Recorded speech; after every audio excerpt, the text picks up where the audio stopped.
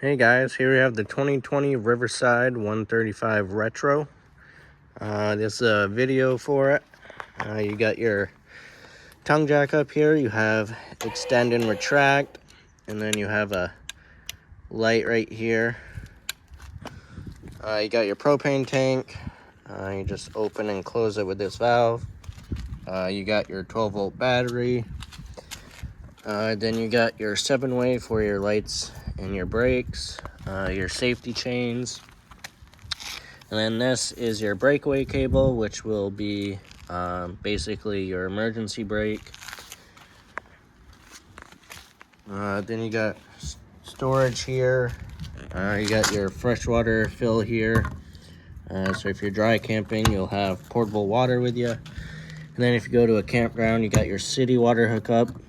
And you just hook your water hose directly up to that with a pressure regulator. And that'll give you water directly to your faucets. And then your freshwater drains right there. It's just a little valve that you turn. You have stabilizer jacks on each corner, and those are just to help stabilize it. You don't try and level the unit with it. Then you have your water heater right here. This is gas and electric. For the electric, you got your on-off switch here. And for the gas, the switch is inside and it has electric ignition, so it lights on its own. This is your anno rod. It's also the plug for the water heater, so that just slides in there and then you tighten it down. You have your power cord right here. This is a 30 amp unit. When you're at home, you can plug into an adapter to plug into a household outlet. The only thing you can't run is the air conditioner because that requires 30 amps. Then this right here is your black tank flush. So in your black tank, there's a little spray port in there. When you're dumping your tanks, you can hook your hose up there and it'll help flush it out. Right next to it's an outside shower, just hot and cold water to rinse things off. Then this is prepped with solar charging, and then you got your cable hookup right there. Then down here you have your sewer outlets. So this one's going to be your gray tank, which is your sink and shower water. And then this one's your black tank, which is your toilet water. You got the entrance door back here. Then on this side you have your awning. You have an outlet right here. This is the exhaust for the furnace. Make sure nothing's in the way of that and don't touch it while using it. That gets pretty hot. Right above it's the back of the fridge. And this little hose sticking out is the drain for the condensation. You'll never have to go back here. It's just where we service it. And then this side, you have the other side of the pass-through storage. So you got nice storage up here. And you do have a couple outside speakers. Now we can go inside.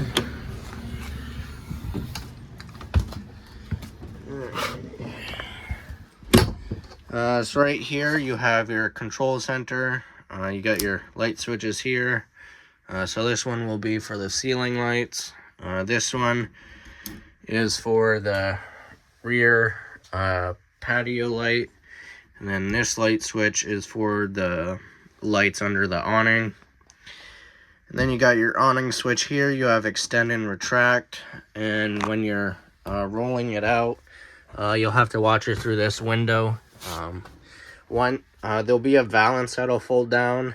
Once you see the valance fold down, just let off the switch. If you keep holding it, it will roll up backwards.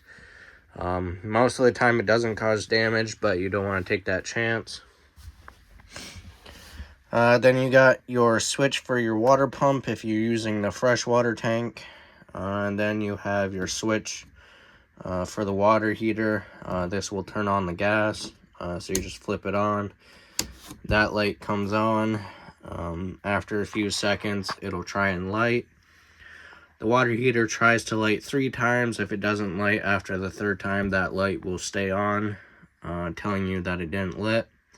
All you have to do is just check your propane tank, make sure there's gas in it, make sure it's on. Turn the switch off, wait 10 seconds, then flip it back on, and it should light up. Sometimes air gets into the propane line, so it might take a while to light. So if you haven't used it for a while, you can come over to the stove and light the stove.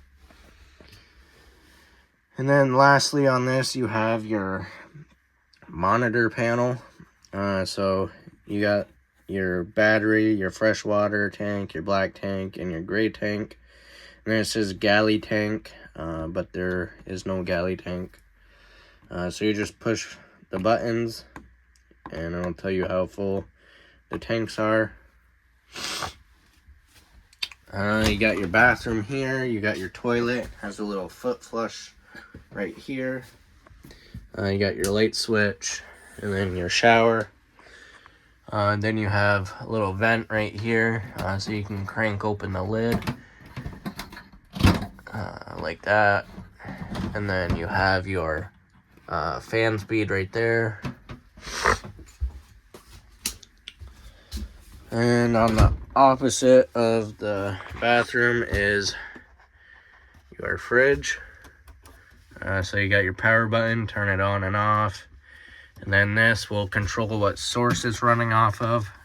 So you can have it on auto. That's looking for gas or for electric first. If you lose power overnight or if you're not plugged in, it will switch over to gas. And then if you only want it running on gas, you can push that button and it'll light on gas.